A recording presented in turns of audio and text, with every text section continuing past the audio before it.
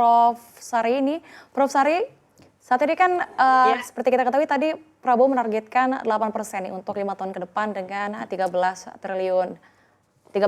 triliun rupiah ini selama 5 tahun ke depan. Ini Anda sebagai guru besar FEBU ini, apakah target ini sebenarnya realistis, Prof?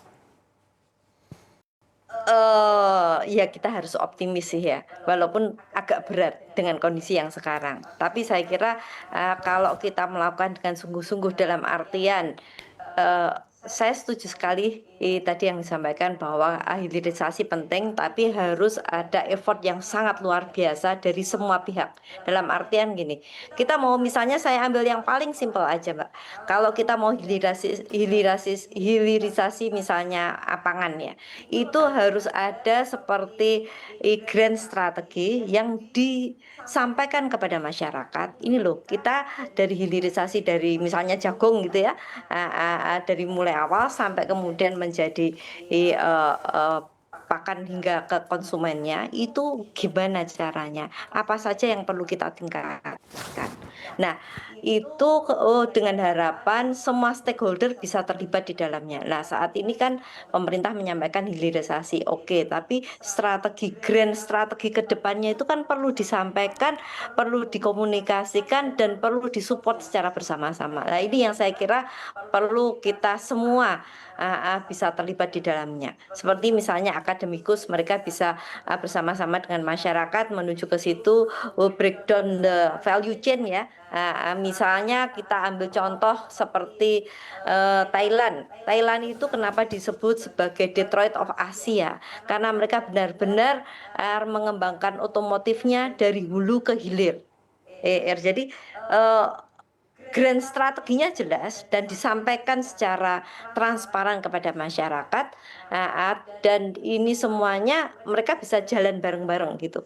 Nah, jadi 8% is a bit difficult, a bit too optimistis ya. Cuman kalau kita bisa lakukan secara bersama-sama, saya kira itu bisa dilakukan. Kita kan seperti diketahui ini saat ini sudah ada namanya lembaga dan antara seperti itu. Ini dulunya ini adalah INA atau Indonesia Investment Authority.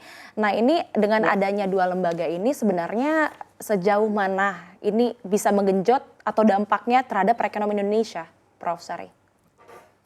Nah, ini harapan sangat besar sekali ya buat INA dan Antara, dua sovereign wealth fund yang saya kira mereka sudah menjalankan terus terang sangat membanggakan, Mbak Siva. Karena apa? Hanya dalam 4 tahun saja ya, INA itu misalnya saya ambil INA yang sudah kelihatan sekali apa saja yang dilakukan gitu ya. Mereka kan sudah berhasil membuat berbagai macam proyek, bukan hanya seperti Bakahuni ya, atau Bakahuni, tapi juga proyek-proyek yang geothermal, kemudian baterai ya, baterai baterai terbesar setelah Cina itu ada di Kendal. Itu adalah bagian yang dibuat oleh INA. Nah, saya kira dengan adanya INA dan Danantara ini suatu potensi yang sangat luar biasa agar investor yang lainnya itu meningkat, mereka menjadi lebih trustable terhadap Indonesia. Jadi trust ini penting sekali. Karena apa? INA dan Antara mereka itu invest bersama-sama dengan global investor, sehingga mereka merasa, investor tuh merasa, oh ya, bukan hanya, mohon maaf ini Pak Pak Nur, dalam artian BKPM itu kan selalu ayo mari invest ke Indonesia. Persoalannya adalah ketika kita ikut invest di situ, mereka merasa oke, Indonesia juga chip in. Pertama itu, kedua adalah those people seperti Ina dan Antara, they are very professional.